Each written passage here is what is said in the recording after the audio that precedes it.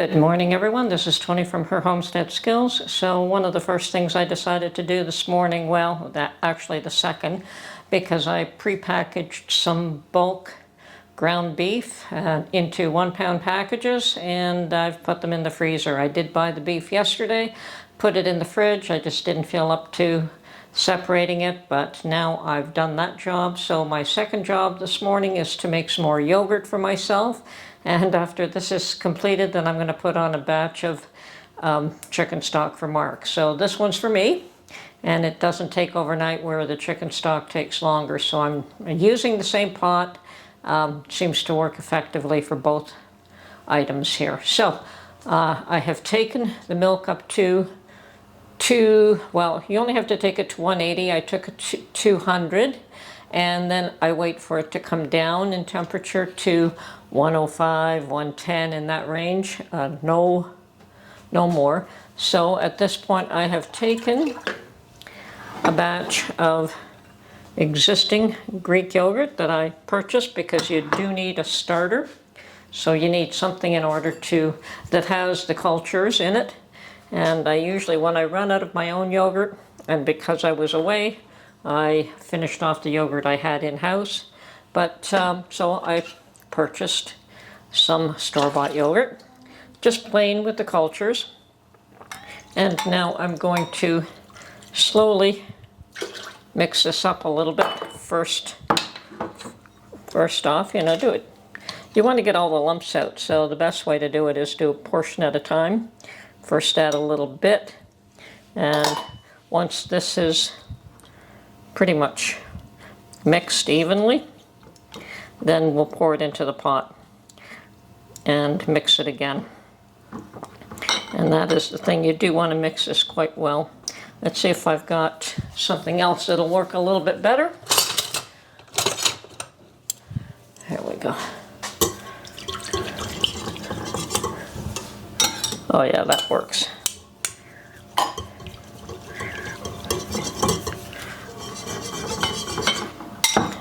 So that's pretty even there. Now I can take my thermometer out of the pot because I don't need it there anymore. And I'm going to mix this thoroughly now with the whole batch. Perfect.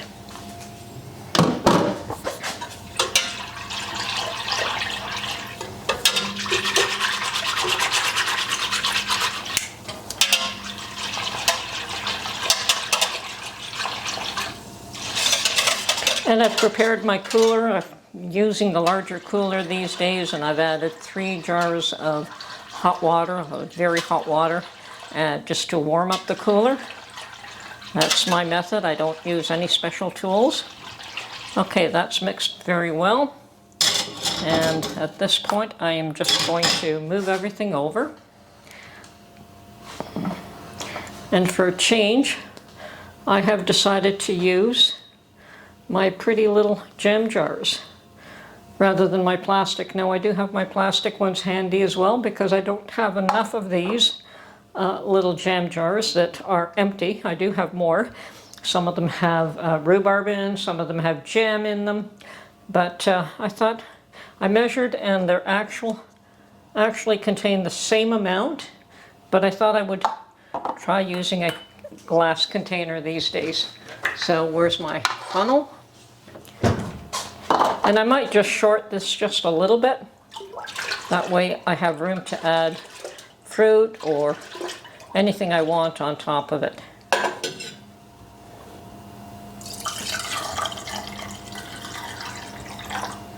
There we go. So I'm going to start off like this, and I will be using some of the plastic jars for sure. But if I like having them made up in the glass jars, I'll probably eventually do that all the time.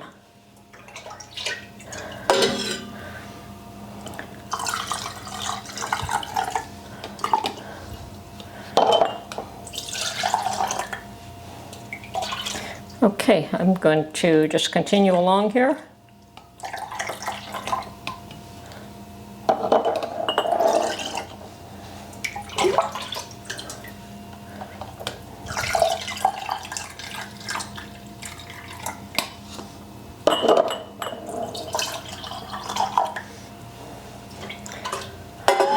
And perhaps these first ones didn't quite get enough. Okay, just depends on how large a serving of yogurt that you want in one sitting, I guess. Okay, I'm going to put a lid on these and get them out of my way.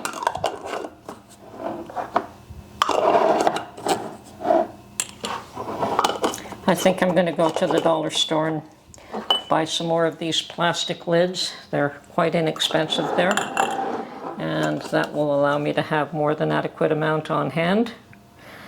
Okay, I'm going to put these aside for now.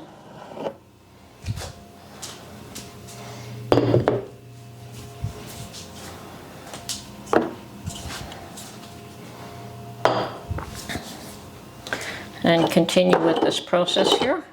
A few more of these jars.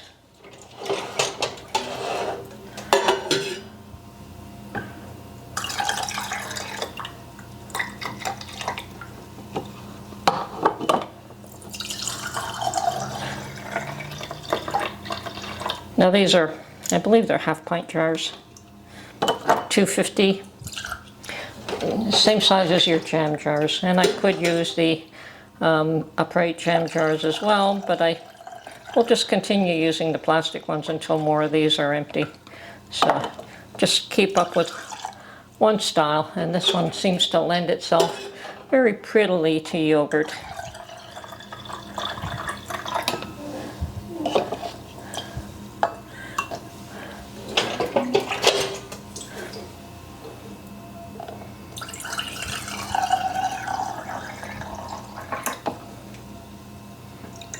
Okay.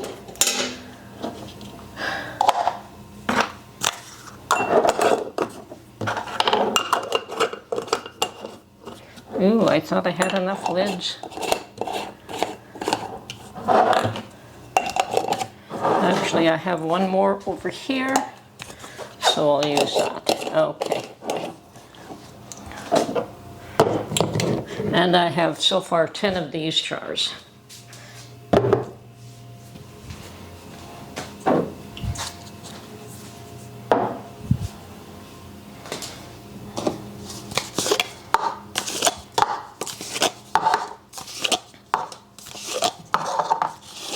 Now these work just fine. They're just starting to get a little bit old, and some of the lids are developing cracks in the tops, and I guess that's why I'm looking at replacing them. But they still work. There's, you know, they're not going in the freezer or anything, so they work just fine. Okay, let's bring this where I can reach it.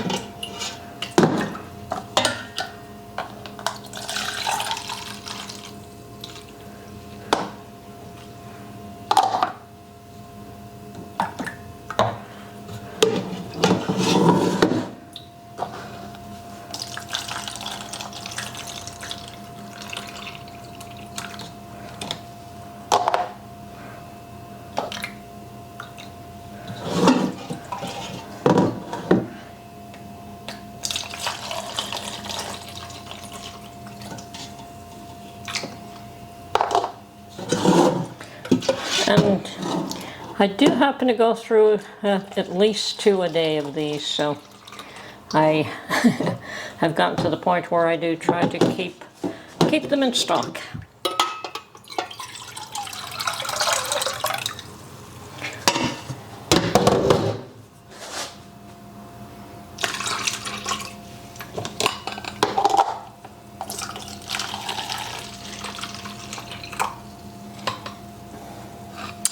Well, I've got just a bit left, so I'm going to top up each one of these just a tad, rather than have one that's only half full.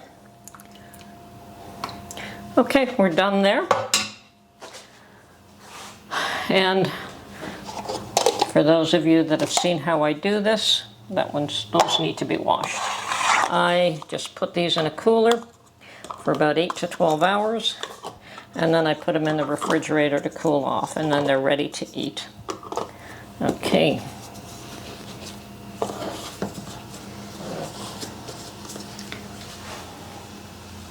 Okay, and that's what they look like when they're in a cooler. Now I have 1, 2, and 3 quarts of water just filled up with, well, they're quarts of very hot water. So that's it. Okay, I'm going to get these put away. Those two need to be washed because there was some dripping. And I have taken out a package of my chicken carcasses. They call it chicken bone. Or now sometimes they have a very large complete, or they have it in 4 pieces. So sometimes it's in 2 pieces, sometimes it's in 4, depending on how they clean the chickens. But it's basically most of the meat has been taken off these bones, and rather than tossing this, they've learned to package it up and sell it to people like me. So okay, that's the next job on the agenda for today. Okay, and these are the separated beef packets that I made this morning, and I flattened them all out. They're just a little over 1 pound each, and I've got quite a number of them, but I just pulled 2 of them back out of the freezer to show you what I did. And I flattened them like this, just so that I can stack one on top of the other and not take up a huge amount of space. So that chore is done for the day too.